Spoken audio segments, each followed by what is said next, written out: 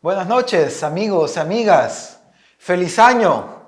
Estamos nuevamente aquí en el programa de Plataforma, este espacio de TVX que nos brinda para poder compartir y podernos acercar, sobre todo ahora, a este primer programa del 2021.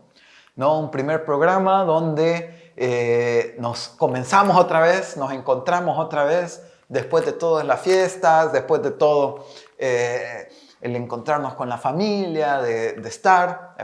Espero de todo corazón que estos días hayan podido ser usados para compartir con sus seres queridos, para estar con sus familias, para desconectar un ratito también.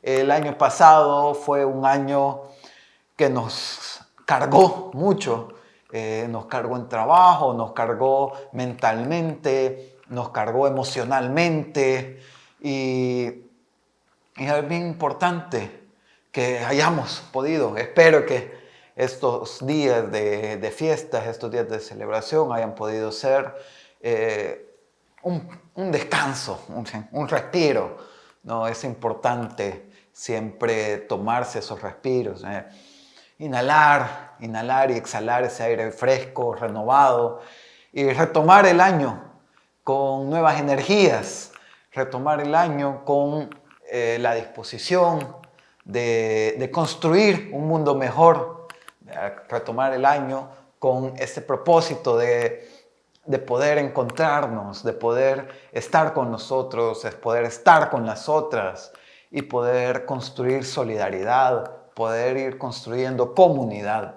que el año pasado nos dejó muy fuerte esa lección. Nos ha dejado una enorme lección en cuanto a la necesidad de que nosotros, nosotras, vayamos construyendo tramas comunitarias, vayamos construyendo comunidad, porque son esas redes de comunidad, son esas redes de apoyo las que nos permitieron mantenernos el año pasado. Y que sean esas mismas redes las que nos den la energía y que nos den el impulso para construir el 2021. Un abrazo y un fuerte saludo, ¿sí? Con el corazón, para que este calorcito que podamos tener nos mantenga el 2021 y que pueda ser un año mejor que el año pasado, ¿no? Metámosle toda la energía, metámosle la buena vibra para que podamos el próximo año, este año que estamos comenzando ya, que muchas estamos ya preparándonos para iniciar las labores nuevamente, las retomemos con toda la buena energía. Y con esa buena energía, quiero que hablemos un par de cosas. El año pasado, en el último programa del año pasado, decíamos que era importante soñar, que para construir el futuro es importante soñar ese futuro que queremos construir, darle color. Es importante que cuando nos planteamos qué tipo de sociedad queremos, qué tipo de realidad queremos, podamos primero identificar qué es lo que no queremos. Aprovechemos este 2021 entonces para identificar qué son esas cosas que no necesitamos y cómo construir lo que sí queremos. ¿Y qué es lo que no necesitamos? ¿Qué es lo que el 2020 nos ha demostrado que ya no necesitamos? Para comenzar, ya no necesitamos los discursos de odio, esos dejémoslos. Esos fueron del 2020, dejémoslos en el 2020. El odio ya no lo necesitamos, saquémoslo. Este 2021, vayamos, encontrémonos con los brazos y con el corazón abierto, abrémonos, construyamos. Podemos no estar de acuerdo, podemos tener ideas diferentes, pero que eso no sea un impedimento para que nuestros corazones se encuentren. Porque solo así vamos a construir realidad. Solo así vamos a poder construir comunidad y redes de apoyo que nos dejen estar en el 2021. Entonces, El primero, lo que no necesitamos ya discursos de odio, discursos de confrontación, discursos de esto no sé qué. No, eso dejémoslo atrás. Eso era cosa del 2020, dejémoslo en el 2020. Suficiente tuvimos con la pandemia, suficiente enfermedad tuvimos ya con la pandemia. No sigamos enfermándonos los corazones con odios y con rencores. Dejémoslos atrás. ¿Qué otra cosa no necesitamos para este 2021? Ya no necesitamos improvisación, necesitamos planificar. Necesitamos planificar qué vamos a hacer durante el año. Hoy que estamos comenzando es un buen momento para sentarnos cada uno en nuestro hogar y ver qué podemos hacer, qué vamos a hacer durante el año. Pero que ese ejercicio también lo hagan quienes están en los espacios de toma de decisión, en todos los espacios de toma de decisión. Es importante que se sienten y que planifiquen y que también nos diga la ciudadanía qué es lo que están pensando hacer para este año. Porque así es como construimos país, así es como construimos sociedad, así es como construimos esta realidad compartida. No es a través de secretismos, no es a través de ocultar información, es a través del diálogo que construimos país, que construimos realidad compartida. ¿Y qué es lo que sí necesitamos entonces? ¿Qué sí necesitamos para construir este 2020? Según las proyecciones de la Comisión Económica para América Latina y el Caribe, el 2021 posiblemente sea un año mejor que el 2020. Esto siempre que esto del COVID no se nos vaya a volver a salir de las manos. No solo en el país, en el mundo. O que nos venga otra enfermedad.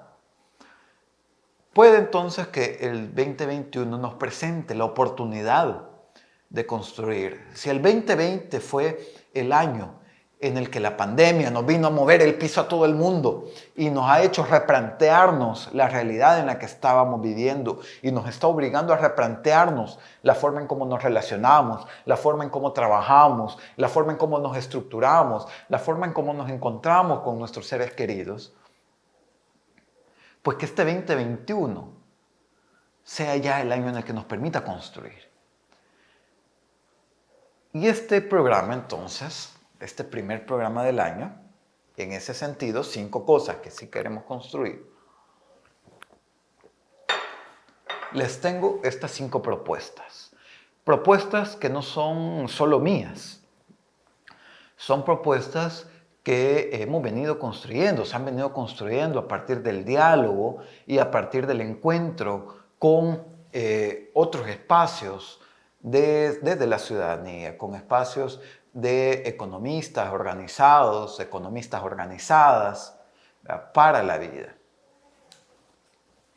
Del diálogo con organizaciones sociales también, que están en la defensa del agua, en la defensa de los ríos, en la defensa del reconocimiento de los derechos de los pueblos originarios. En diálogo con organizaciones en defensa de derechos de las mujeres o de las poblaciones. Estas 5 propuestas son ese esfuerzo de diálogo con las comunidades también. Y a partir de ahí es que salen estas 5 propuestas que hoy les quiero compartir. Que es necesario que las vayamos impulsando tanto desde nuestros territorios, desde nuestros espacios, desde nuestras comunidades, aquí en el país o afuera, pero también dentro de los espacios de política pública. Que los vayamos impulsando y que los vayamos exigiendo, ¿no? Porque hay cosas que se deben de impulsar desde el Ejecutivo en términos de política pública y en términos de implementación y ejecución de proyectos y programas, y hay cosas que se tienen que impulsar desde la Asamblea Legislativa, con la formulación de leyes, con la reforma de leyes, y hay cosas que se deben de impulsar desde la Corte Suprema de Justicia, ¿no? Con apelaciones, con interpretaciones de la ley. Y hay cosas que se deben de impulsar desde los gobiernos locales, con políticas públicas más territoriales, articulaciones más territoriales también. Entonces, en todos estos espacios hay cosas que impulsar y que desde la ciudadanía las debemos de empujar. La primera son alternativas al sector agropecuario para la soberanía alimentaria. Es necesario que haya un mayor apoyo financiero y acompañamiento técnico a productores y productoras agropecuarias. Y esto es fundamental porque el sector agropecuario es el que nos da los alimentos. Ahora, la cena, el desayuno, el almuerzo, la cena que hoy comimos, comenzó con la producción, con el trabajo de estos productores, con estas productoras, que es necesario que se les apoye. Porque es el sector, uno de los sectores que mayor peso tienen en términos de empleo en el país, pero es de los sectores con menores remuneraciones. Menores incluso que el salario mínimo. Entonces, es importante que exista una política de atención a la seguridad y soberanía alimentaria, que eso tiene que ver con tierras, acceso a tierras para los productores y productoras. Lo que hemos hablado ya desde hace muchos programas, la democratización de la propiedad de la tierra. No puede ser que los campesinos, campesinas sigan produciendo con esa inestabilidad. El segundo punto para esto es también la capacidad de conectar mercados. Los productores, las productoras tienen o están presentando muchos problemas en términos de cómo se adquieren sus productos, cómo venden sus productos, porque están a la merced de intermediarios que funcionan pagándoles bajísimos precios por sus productos y luego revendiéndolos a mayoristas y que nos llegan a los consumidores, las consumidoras finales, a un precio mucho más alto, pero todo el margen de ganancia se queda entre el intermediario, distribuidores, mayoristas, y los productores y productoras agropecuarios tienen un bajo valor agregado, a pesar de que nosotros y nosotras estemos pagando precios altos para los productos. Entonces es importante ese encadenamiento, ir construyendo una política integral y todos estos elementos deben de ser públicos. El segundo elemento, si el primero es hablar sobre soberanía alimentaria, el segundo es que es necesario retomar la discusión sobre el sistema de protección social universal. ¿Y a qué me estoy refiriendo con esto? En el país existe una gran cantidad de personas que no tienen acceso a la seguridad social. Del total de personas que están trabajando, alrededor del 30% nada más está cotizando al seguro social o van a tener derecho a una AFP. Significa que 7 de cada 10 personas no tienen esos tipos de derechos, no tienen vacaciones pagadas, no tienen días libres, no tienen derechos laborales, no tienen contratos en muchos casos. Ahí debe entrar el Estado a asegurar un sistema de protección social que permita dar un piso mínimo de protección y de seguridad de vida digna a las personas. Y eso como derecho, reconociendo que los sistemas de protección social y el brindar una vida digna a las personas no es una cuestión de caridad o no es una cuestión de voluntad o no voluntad de un gobierno, es una cuestión de derechos y que el Estado tiene la obligación de hacerlo cumplir. No es que si quiere o no quiere. Hay que hacer que los estados cumplan. Los estados en todos sus niveles, como decíamos. Vean, locales, nacionales, legislativos, pero tienen la obligación de garantizar los derechos. Para eso es importante hablar del sistema de protección universal. Que sea para todos y para todas, no para pequeños grupos. Un tercer elemento, que es importante que lo vayamos discutiendo, es que se necesita parar la especulación de la tierra y la mercantilización de la vivienda. En este país ya la especulación inmobiliaria es increíble, es enorme. Las capacidades de la familia de adquirir una vivienda, de acceder a una vivienda, debe pasar ya no por el mercado, sino por una garantía de derechos. Tener una vivienda digna no debe de depender de que si tengo o no tengo dinero para tenerla. Es un derecho tener una vivienda digna. Derecho. Por tanto, es necesario que vayamos desmercantilizando la vivienda, sacándola del mercado.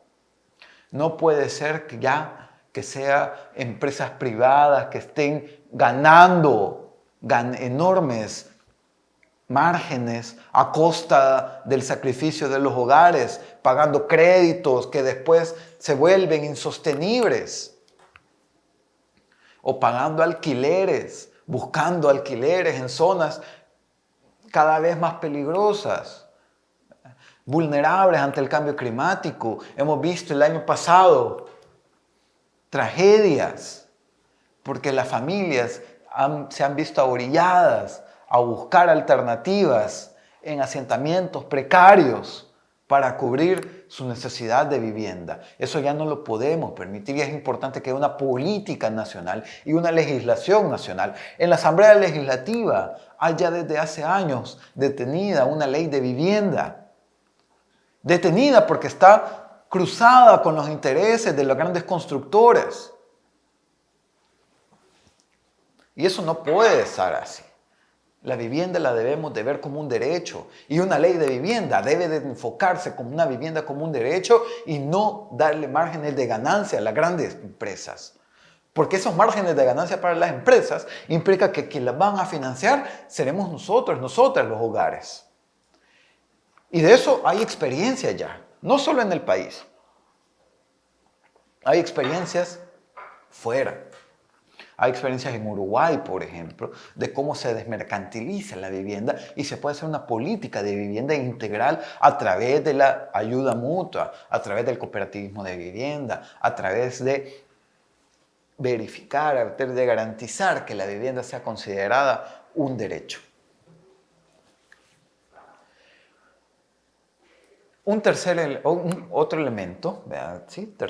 Cuarto elemento sería ya, es el de la protección ambiental. Ahí ha quedado guardado, engavetado, el acuerdo de Escazú para El Salvador, que es un acuerdo regional que permite dar información ambiental, participación a las comunidades en la toma de decisiones ambientales y garantizar el acceso a la justicia a los defensores y defensoras del medio ambiente.